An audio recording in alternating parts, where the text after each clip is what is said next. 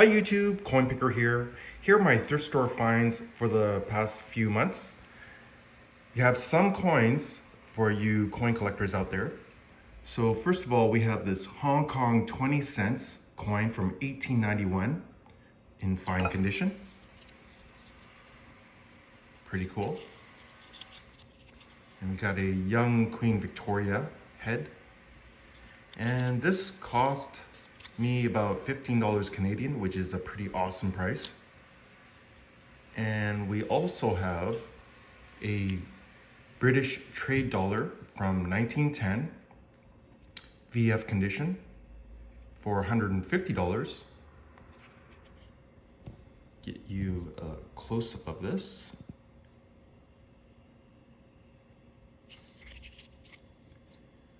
Yeah, these are getting a little bit harder to come by these days. Well, at a good price.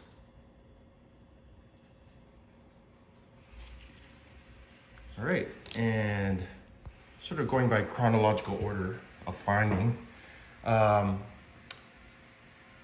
this pottery bowl. It's actually signed by the artist, M. Merrill.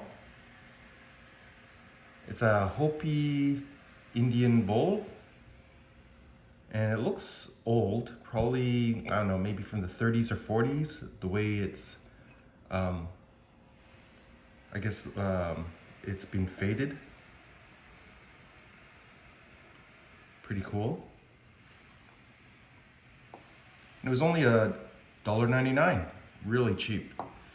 I'm assuming this is probably worth like $50 to $70.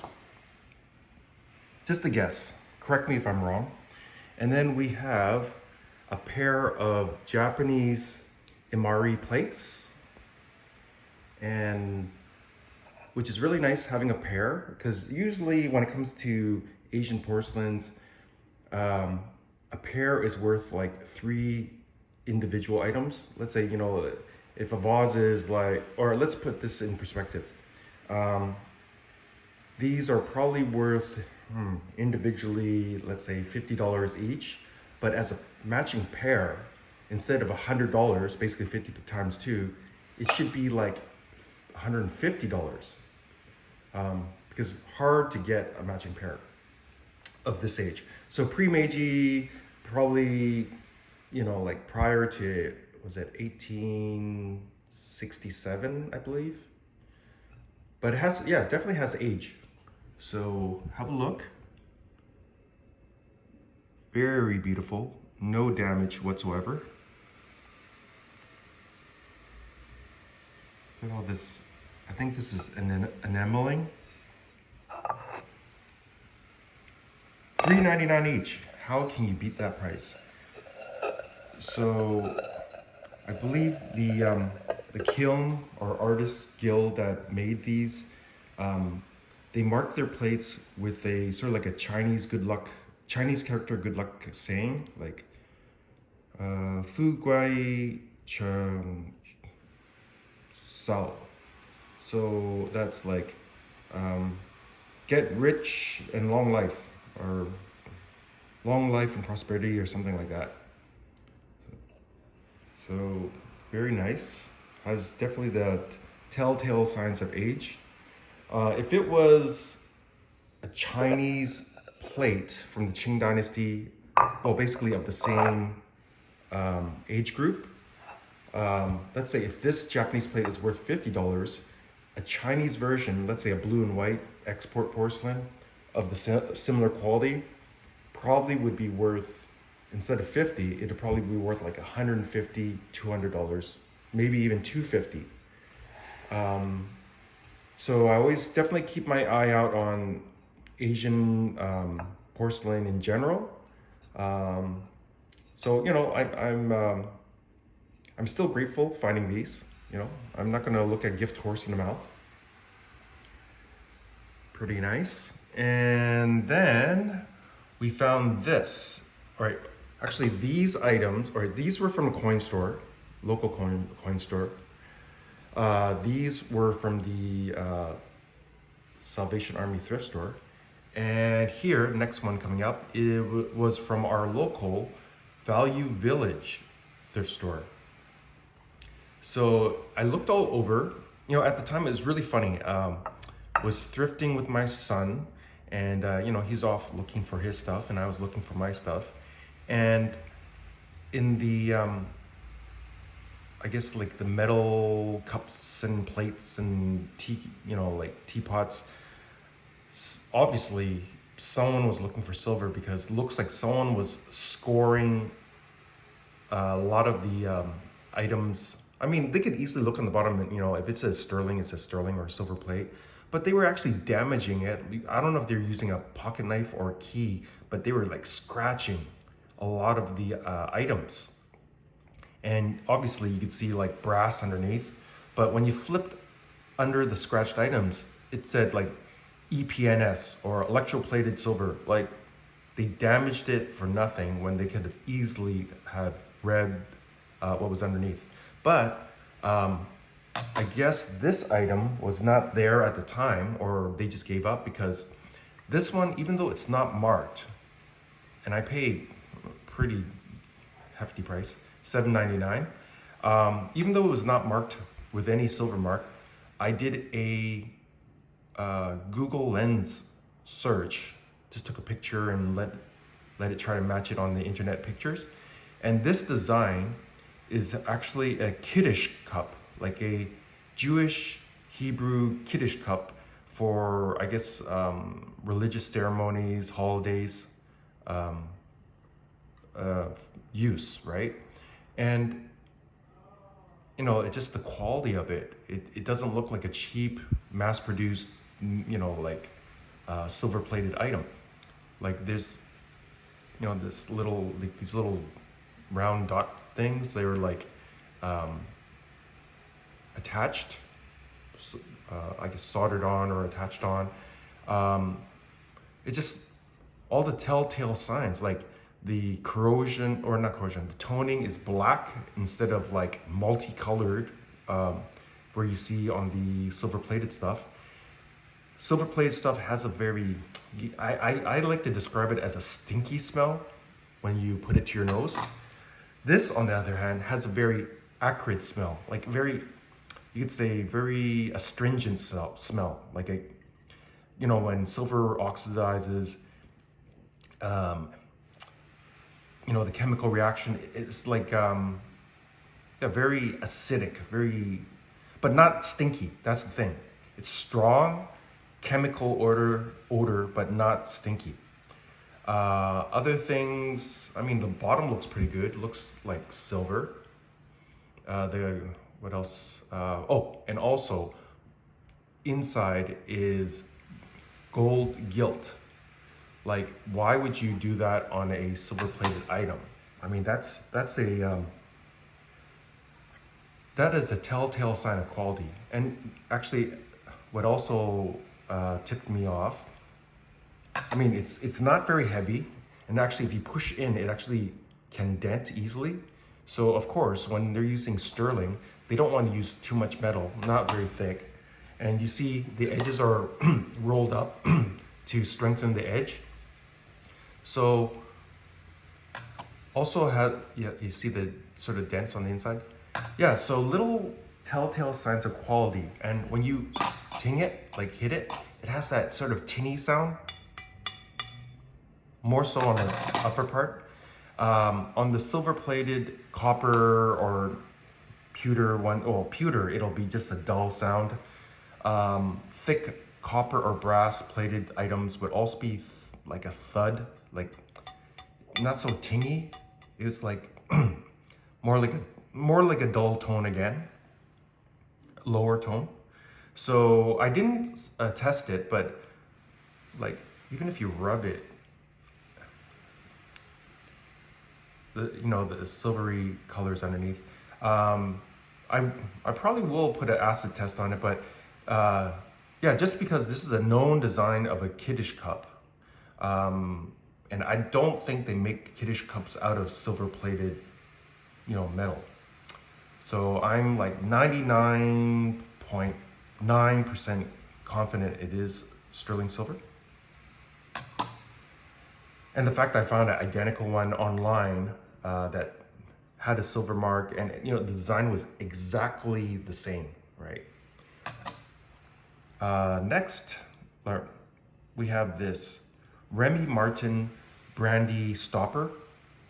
So he has the French brandy, expensive brandy stopper from a glass decanter.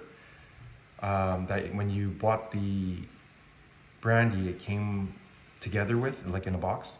And this is actually made by, what is that company called again? Well, anyways, a very expensive, famous French crystal maker.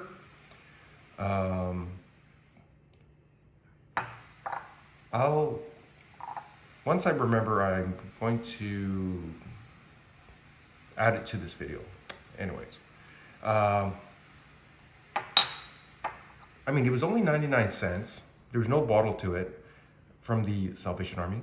But I looked it up, and these things sell for like $100 Canadian. So it was definitely worth picking up.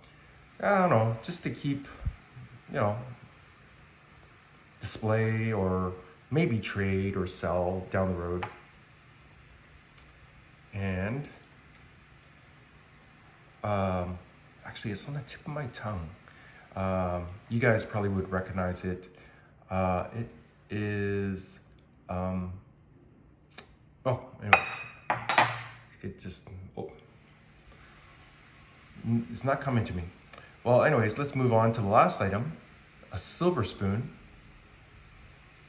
from Banff, I think that's Alberta, Banff, Canada, very touristy place,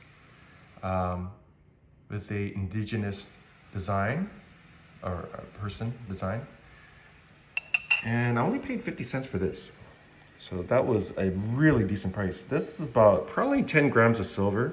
So about, let's say 12 to 13 bucks Canadian. But as a turn of the century, because I think this is like from 1910 to 1920, turn of the century, well, definitely I think it's in the teens. As a collectible, this is probably worth like double the silver value. So I'd say about $20. And it is marked Sterling BM Co. Oh, and I remember the name, thank goodness. Baccarat. Very famous for very expensive crystal items. And actually, I think it was at least a couple years ago, I found at the same thrift store a decanter, a slightly different design, decanter with the stopper. Also, no, actually, it was not Remy. I don't think it was Remy Martin. I think it might have been Hennessy. I could be wrong. Could be a Remy Martin.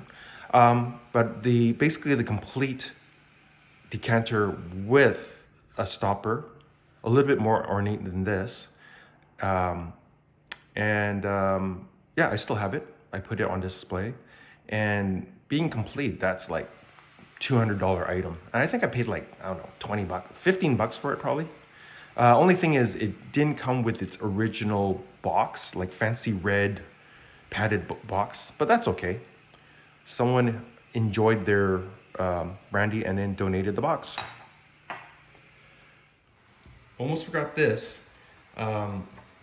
Last minute item I picked up yesterday from our local Salvation Army thrift store. And tip of the day, you know, like at the time I didn't really see anything, and I thought, what the heck, I'll check out the belts. Because sometimes you find collectible items in the belt section or accessories, right? So very controversial. In our province, we have the Trans Mountain pipeline being built, and a lot of protesters, you know, environmentalists, they do not like this. So it was really interesting to find something that was, I guess, awarded to a worker for working 25 years with the company. So it shows here the pipeline, the mountains, because we have mountains in British Columbia, and you got wildlife. So you got salmon jumping out of a stream and a bear in forest, and I guess that's river or stream. But this in itself was interesting just by the design, and it looks like it was custom made for the company, because what's interesting, the belt looks fairly new, is actually made by Guess Jeans. It was a popular brand back in the day, you know, like 20 some odd 30 years ago. Guess Jeans USA. However, it looks like the belt buckle is not original. So it was like taken apart here and reassembled and sewn in place, because it's not like perfect. But what's really interesting, so it's not just the controversial collectible, but look at the marking right here. I always check for it. Stir, short for sterling silver. So I guesstimate, if this was not a silver belt buckle, let's say it's just nickel or silver plated nickel, you know, because it's sort of controversial, this company, and very few come on the market. You know, I guess if you get this as a gift, you basically wear it, you know, or keep it forever.